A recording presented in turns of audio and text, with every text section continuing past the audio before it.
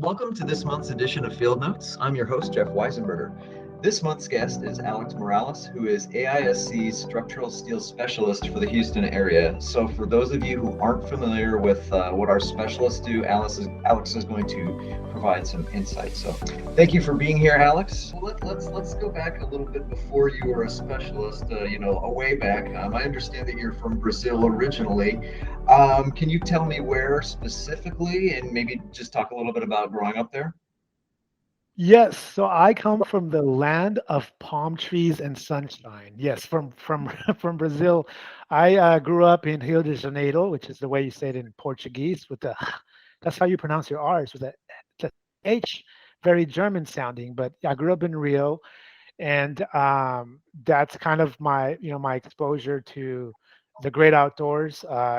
Rio is about a little over 18.5 million people. That's the population, and a fun fact is that it's actually the home of the largest urban rainforest in the world. So there's actually a thriving rainforest within the metropolis of Rio. So there you go. That's amazing. I know, I mean, I don't know a lot about Rio, but I know a little bit, and that's not something I had no idea about the urban rainforest. That's pretty darn cool. I mean, right, I always think of mountains and I think of the beaches, but you forget, yeah, you've got the rainforest right there as well. Yeah, definitely on high on my list of places to visit at some point in my life. So what brought you to the U.S.? Well, I didn't quite know where I was going to end up, right? To be quite frank, I ended up in the U.S. for career. That's basically the short story. But I remember, being enthralled with kind of churches and landscape and drawing, and I was at a time in my life where my grandmother was really pressing me on what I wanted to do when I grew up, right? So those were her questions, like, what are you going to do? What are you going to do? It was like a constant reminder. And one of my answers, because of what I just did naturally, what I enjoyed doing, which was drawing and sketching and looking at old buildings, was that I wanted to be an artist. That was my answer to my grandmother, and she quickly interjected and said, "No way, no how. You've got to be able to exactly. You've got to be able to provide for yourself. I'm not going to be feeding you for the rest of your life." So, what's one to do when you get that kind of answer from your loving grandmother? But I found I had a guidance counselor at the time in Mhm. the early wee stages of school, that was like, there's something called architecture that you can do, Mhm. and I think that would be something that you might like. And I knew what architecture was. I think it's, I was always enamored by the old resolute churches that, if you can call this a gift, I guess, from colonialism, that maybe that's what it is. But these were all of the old Portuguese churches that were built way back in the 1500s and the 1600s, really ornate stuff. And Mhm. they did that for a purpose, right? They did that for a reason. Way back when, the literate people were the ones that were in the nobility, the ones that were kind of those were the folks that could read.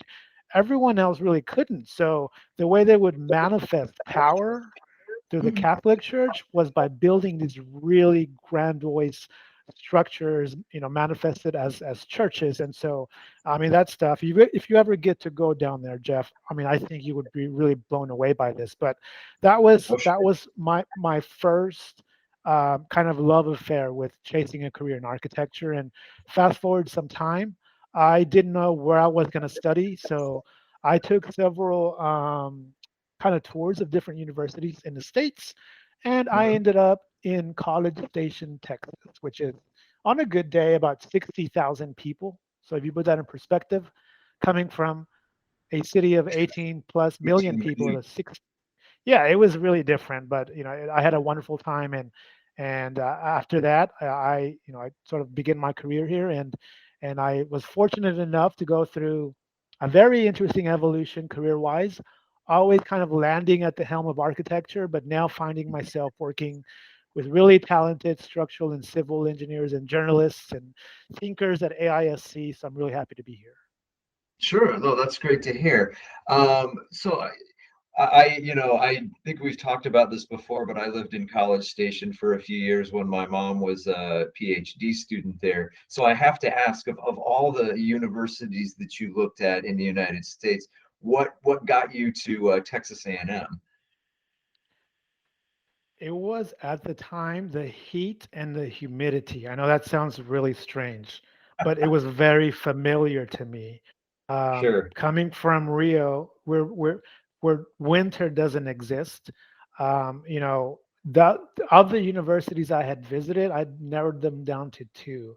One of them was the University of Washington in St. Louis. They had a 2-year undergrad architecture program, and then you had to do a 2-year. You had to transfer to a different school at the time. I'm not sure if they've changed the program, or I could do everything in Texas A&M.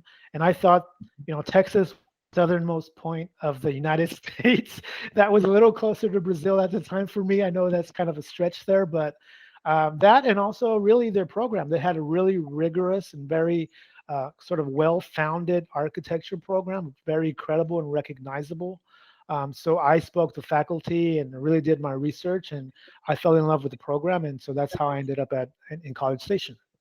Sure. And one thing, is you just made me think, and it's something I used to always kind of tell people, when I moved away from Texas, is that, you think of coming to a country and like there's all these cities and there's all these regions, and then Texas itself is, the size of a country, it's the size of France geographically, obviously not as populous, but there's several big cities in Texas. And so I moved away when I was in high school, but I knew a lot of people that, went to high school in College Station and where I went. And then, their whole thing is they graduate, they go to college, and a lot of them, some of them moved around the country, but a lot of people, to them, it's like, well, I'm out of college now. I'm going to move to Houston, or I'm going to move to San Antonio, or I'm going to move to Dallas. And because, when you think about it, that's kind of like, it's just because of the scale of that state. You don't need to necessarily go anywhere else. You've got giant cities all around you. So switching back to architecture, I want to talk a little bit about your career before AISC, but just so did you start like when you graduated from A&M, did you then go into working in an architecture firm? Right. So, yeah, how about this? I'm going to take you guys through a quick stroll through memory lane and make this as condensed as possible. Um, I've always had like a quirky itch to, ask lots of questions. Hmm. And I started in architecture. I actually began in residential architecture. That's where I began my internship, and I was designing custom homes. And at the time, I actually was working on a very high profile project. It was a small firm, and I didn't know Hmm. I was. And my bosses didn't know that I was working on this high profile project until pretty much until it was done. And the only reason I say high profile is because it was the first time we did a lead certified project, and that was when lead was first sort of gaining steam. Hmm. um, and this was actually for a house. And so it wasn't really that I was doing a lot of the lead work. It was more like the general contractor was doing a lot of the lead work, and I just Hmm. happened to be working on that project, right? So it's not like I was doing a lot of crazy stuff for lead, but that did become one of like the highlights early on with residential design. Again, like I said, I had this itch to like ask questions and like what's next and what do we do now. And at the time it was I wanted to do commercial work, and I Okay. felt like I wanted to really get my feet into that industry. So even though I loved kind of that path, it was really just, at the time it was an internship. I think it definitely was a foundation of kicking off my career Hmm. through that internship, through residential design. But I needed to kind of spread my wings, and I ended up working for a commercial firm in Houston. And Okay. we did anything from like K-12 to healthcare to, fire stations, municipal, institutional. And I, hands down, when I had my first chance to go out into the field and to interact with the owner and the general contractor and sit in the OAC meetings and, even with all of the drama that often happened, that's all part of what we do as an industry is we collectively come together to discuss how we can best do the project for the client, even if that sometimes does involve some heated discussions in true respect, of course. But I say that because it was that dimension, that added dimension of the business aspect, the human interaction, the client engagement, the project management aspect that pulled me into general contracting. Okay. So, I did spend quite a while doing some commercial design for a notable firm in Texas with several offices actually across the country. But I started asking questions, Jeff. Like I said, I was like in the field, and I was like, how do you put the chipboard together, and all of the sudden the seams go away, like magically everything just becomes smooth. And so that I was like really enamored of like people floating. That's what it's called. You float the chipboard with it's not plaster. We call it colloquially as mud, but that's how you Hmm. make. So all of these cool little things of like going from drawing stuff like on a desk to actually seeing up, and to asking the craft folks and people that get to work with the material. What eventually was what led me to work for a general contractor, and it's probably one of the most amazing, humbling experiences I've had. So that's kind of a full 360 window of how I ended up going from construction to more, I'm sorry, from design to more of the on the construction side. Really, eventually, being hit on the face with a thing of steel and falling in love with steel at the time. Sure, sure. I gotcha. Well, so that's an interesting, yeah, evolution or journey, I suppose. I have to ask, so even if, well, you went from designing to working for a contractor, and obviously you work for AISC now, and we'll get to that in just a second. I am curious though, do you, as somebody whose first love was art and then drawing and then architecture, do you still just on the side, do you draw, or do you create buildings just for yourself, like with the idea that, if it happens someday, it happens, but if not, at least I'm still kind of flexing my architecture muscle, so to speak. Yes. So I definitely still draw. It's something that sort of becomes part of what I do. And Hmm. I don't think that, I really sort of tie that into this notion of creating. So it's not Sure. necessarily that I'm always drawing, but I work with materials. I build things. I paint, and it's like trying to get things out of your head into Hmm. something that you can actually see and others can see, and sort of in a way appreciate. So to that end, I'm still quite involved locally with kind of lots of professionals in architecture. I serve on my local AIA board, and so I'm always, I think, going to be in the world of architecture. Even though folks might think that at AISC it's really far removed from architecture, I would actually challenge that and say that we have a peripheral impact in the steel Sure. industry on the design process itself. So that's really what, at the end of the day, that's my goal, is to sort of intermarry the two, kind of the world of structural steel design and construction and architecture, because oftentimes that, that's when the conversations happen.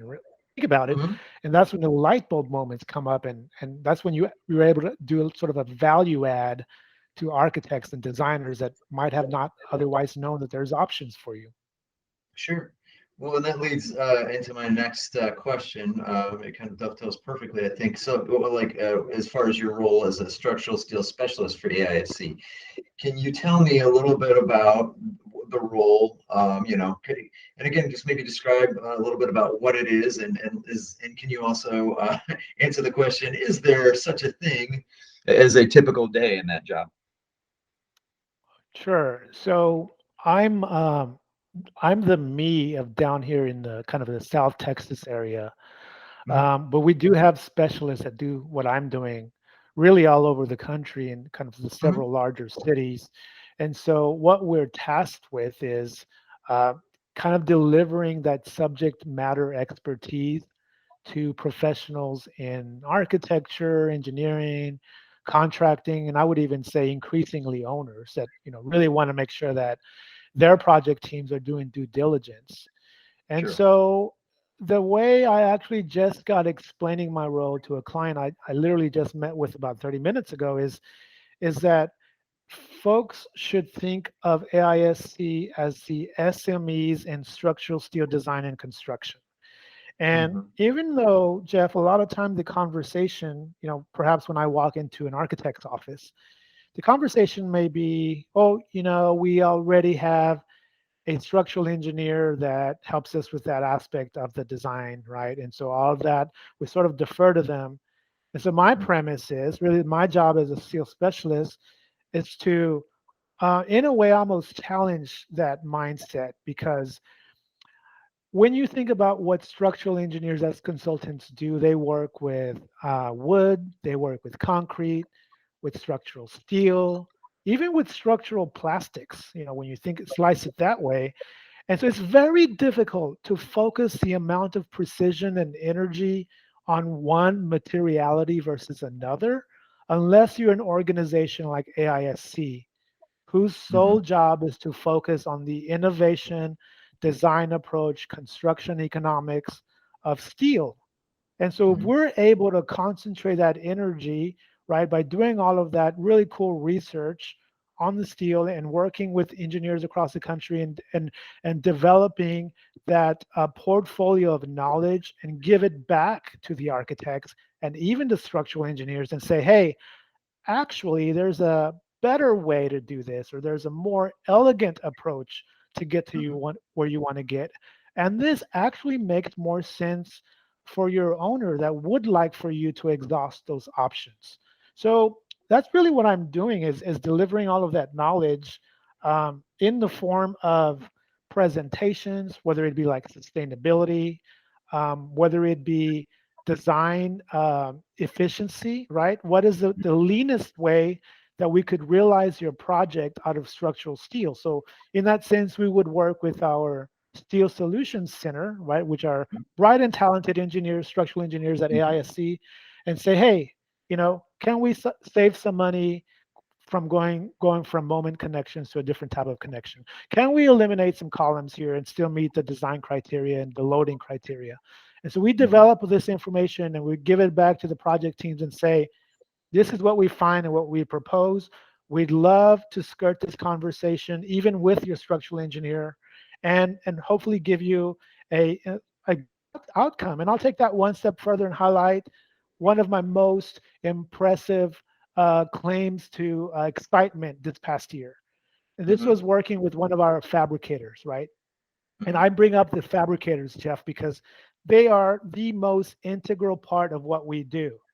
I consider them true artisans that work with steel. They bend it, they mold it, they cut it, they splice it. They fabricate it. It all of a sudden comes from these warehouses to these shops, and they end up at your job site, and your project comes alive. But the reason why they're so important, Jeff, is because they're actually able to say, this is actually how my shop operates, Madam Architect.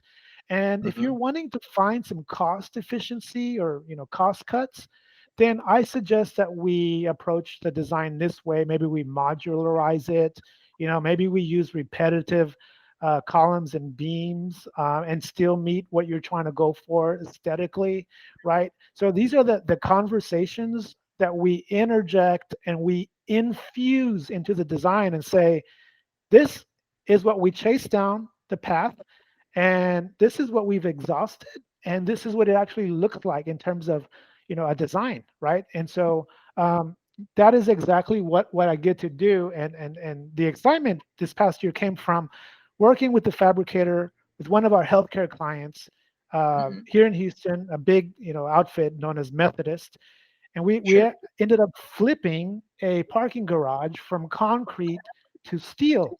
We didn't only flip it in the design schematic phase, we actually flipped it where it got built in steel. So it's a living, true physical example of what we do as specialists out in the field. And I'd like to give a quick shout out to MSD fabricators who were instrumental in this garage flip project. So this is exactly the type of story that I wanted to share with your listeners. Well, very good, Alex. Thank you for sharing a little bit about, or actually rather a lot, about what structural steel specialists do. And as you said, you know, we have specialists in cities all across the country, and you're down there in Houston, which leads me to get away from work a little bit, and let's talk about Houston. What do you like most about Houston? Well, it's known, if you guys don't know, it's the world's biggest kept secret. Maybe to a lot of folks would disagree, but to me, maybe there's a bias of living here. It's there's actually a big foodie scene here. Like the Okay. food is like amazing. We've got some world-class chefs, right? But it's not just that. It's because of the food comes from the diversity. Um, Hmm. it, in the past, it used to be, and our New Yorkers will probably hold my hands to the fire for saying this, but I believe it. New York City used to be the most diverse city in the country, and now it is Houston, and this is through the Kinder Institute, right, which is at Rice University out of Houston. So they've done the research and they have the data to back it up. But yes, it's the diversity. It's the other thing that I really love about the city. You know, the Hmm. languages spoken here. I could literally go to a restaurant and hear like 7 different languages being spoken simultaneously. So Hmm. that's probably the biggest thing that I love about Houston. And the other thing that I've mentioned earlier, it's going to sound wonky to folks, but it is the heat and humidity. I actually like that. So, Sure. and I'm Sure. proud to say it.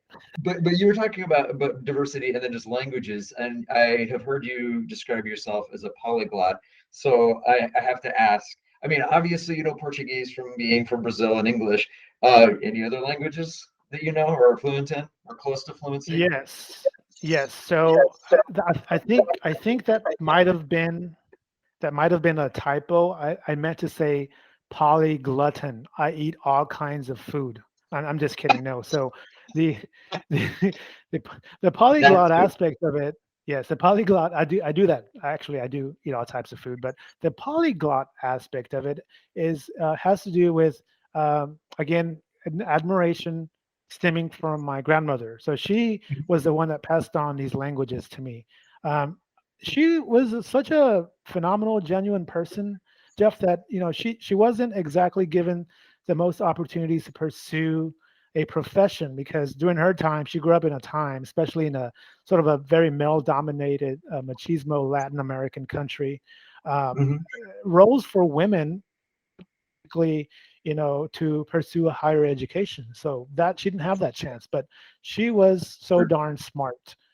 She basically self-taught herself several languages, and she passed those on to me. And that is one thing that is that has no, there's no amount of thank gratitude, all the superlative gracefulness that she deserves that I could give to her because it's been quite important for me. So I do speak a few languages, and I get the chance living in Houston to rehearse, with people that actually speak them. So that's wonderful.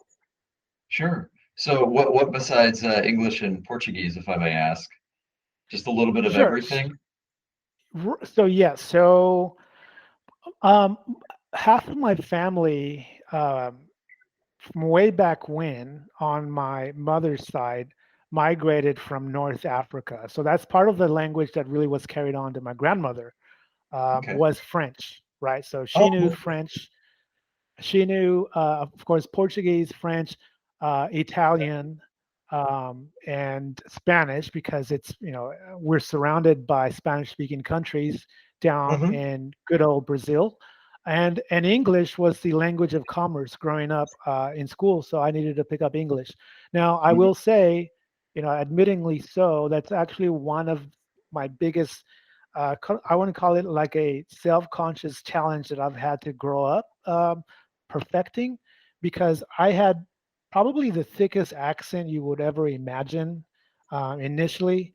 And it was even like threefold if I had like 1 cup of wine. So, It's now getting better, hopefully. But no, yes, those are the languages that I grew up and I love them. I think learning a different language exposes you to the culture of that language, the people, the history, the food. It's really quite amazing. So I think if anyone has time to sort of be curious and say, how do you say this? Take the Google and say, how do you say this in Portuguese? Or, Right. ask your friends. I think it's pretty fun to do.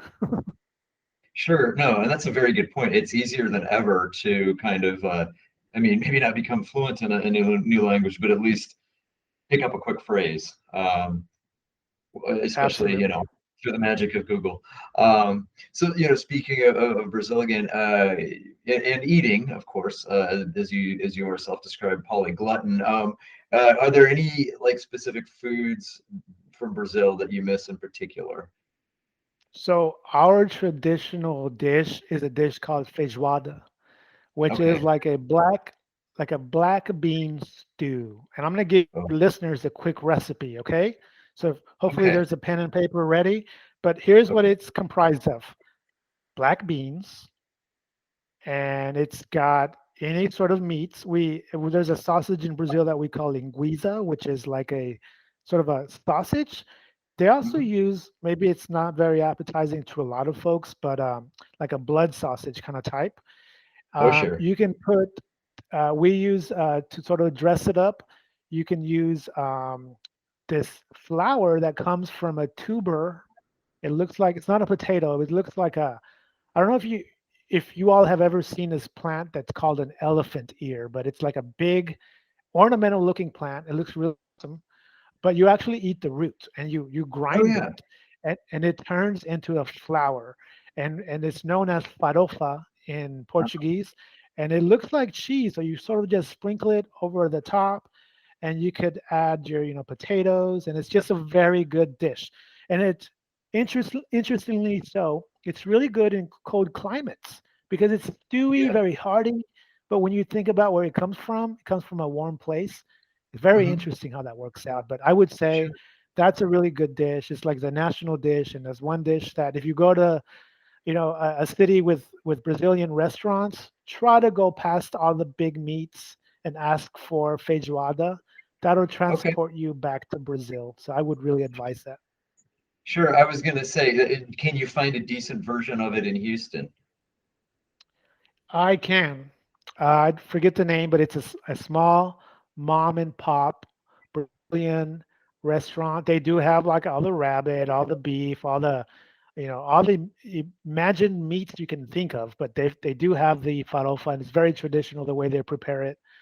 And if you guys also are wanting, for a nice beverage, our national beverage is the caipirinha, which Caipirinha. is yeah, which is yeah, Well it's versed in made out of, caipirinha. it's kind of like a mojito, Jeff, except we use the liquor is made, or the spirit is made out of kind of a cane sugar, and then you use the uh, sort of the herbs, the mint. It was escaping my brain here for a minute, and you model them together, and it's really refreshing. But I don't like. I'm not really big on sweet flavored cocktails, so that one maybe not so much for me. But it's a good from people. I really love it. Yeah, I kind of that one I kind of knew you were going to say because years of watching Anthony Bourdain, he went to Brazil and he talked about caipirinhas the entire episode. So I figured out how to make them, and I'm a big fan. But yeah, um, but yeah, and when you were talking about elven ears, I've seen those plants. I just had no idea that you could eat the root. So that Well, is cool. don't try it because you might have the wrong variety. I don't want to get an email saying Jeff was experimenting and he ate the Jeff wrong is plant. hallucinating because he ate the wrong plant root, right? Well, no, that's great. And once again, back to Brazil, I have to ask this because you always associate the sport with Brazil. But did you grow up loving soccer? Is it impossible Oh, to not like love soccer when you live in Brazil? oh, wait, you mean football? I'm sorry. I should have. Okay, okay. I'm sorry. I was really waiting for that moment because I knew you were going to mention soccer, and I knew I had to interject with that. Yes. So, yes, I grew up loving soccer. It's like, you know, Brazilians, instead of having blood, there's like soccer in the veins. That's really how it is, right? So the most fanatic people, I mean, we live, breathe, and play. And, we got slaughtered the last time we had the World Cup in our home country, but Yeah. that was devastating. Now, do I play? Well, that's a different question altogether. I I appreciate people with talent. Let's just say that I'm not the best soccer player. I'm not the worst. I think I'm not even in the middle. I'm just tad below the middle. So if that makes any sense, I do love it. I mean, I could get the best exercise running up and down. I'm really aggressive with soccer. Maybe that's why I'm not so good. I don't tend to respect the boundaries of what I should be doing. So I just kind of run with it. And it's not looked as great sportsmanship, apparently. But no, I love soccer and I do play it, just not in a very controlled way. That's okay. Hey, everybody's got their style. Everybody has their role on the pitch.